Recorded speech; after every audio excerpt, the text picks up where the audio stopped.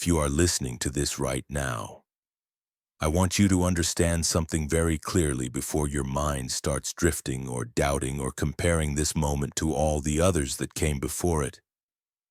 This moment is different not because the words are special, but because your heart is finally tired of running and pretending and holding everything together. And sometimes exhaustion is not a weakness. It is a signal that your soul is ready for something deeper than survival. You may not even know what you are looking for, but you feel it, a quiet ache, a longing for peace that doesn't disappear when the noise stops. And maybe you have been strong for so long that nobody ever asked if you were okay, or maybe they did and you said you were fine because explaining the truth felt harder than hiding it.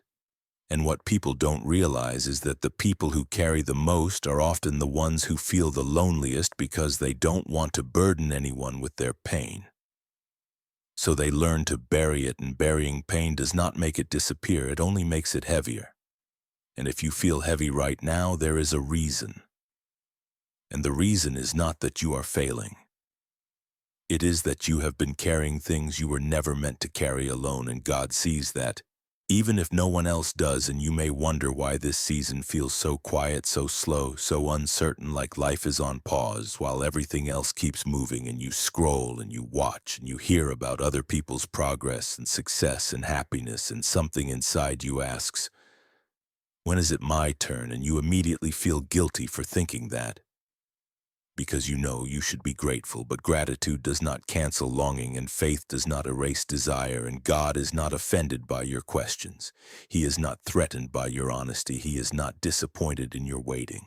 And the truth is, some seasons are not about moving forward. They are about being made ready, and readiness is not glamorous. It does not come with applause. It comes with patience, and patience feels like silence.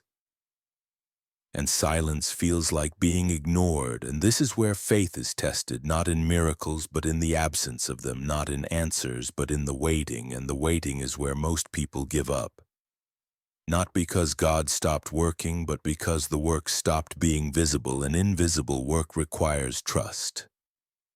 And trust requires surrender, and surrender feels like losing control, and losing control is terrifying when you've learned to survive by holding everything together.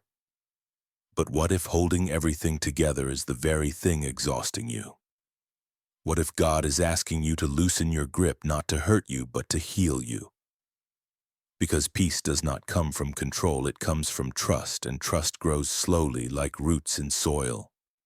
Unseen, strengthening before anything breaks the surface, and you may feel like nothing is happening, but that does not mean nothing is changing. Some of the most important shifts happen internally before they ever show externally, and you are in an internal season, a season where God is reshaping how you think, how you respond, how you trust, how you rest. And this is hard because you cannot measure it, you cannot post it, you cannot prove it to anyone else. But one day you will realize that this season changed everything, and you will understand why it could not be rushed, and why it could not be skipped, and why it had to be quiet.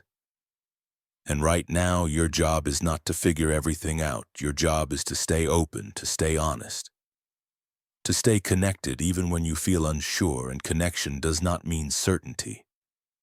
It means choosing to believe that God is still present, even when you don't feel Him strongly. And feelings are unreliable. They change with exhaustion, stress, disappointment, fear, but God's presence does not change with your emotions. He is steady when you are not. He is faithful when you feel uncertain. He is working when you feel stuck, and you might be tempted to think that your past disqualifies you, that your mistakes, delays, doubts, and failures have somehow removed you from God's plan. But God does not work with perfect people. He works with willing hearts, and willingness does not mean confidence.